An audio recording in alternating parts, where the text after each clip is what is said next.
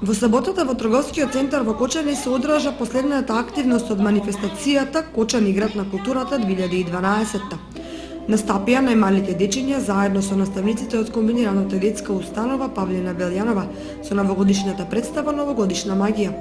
Свој настап имаа и учениците од основното музичко училиште Ристо Јуруков од Кочани и музичкиот бенд Кирилична подршка. Пред Нова година општина Кочани имаше желба да им го разубави да им го разубави ова предпразнично пладне.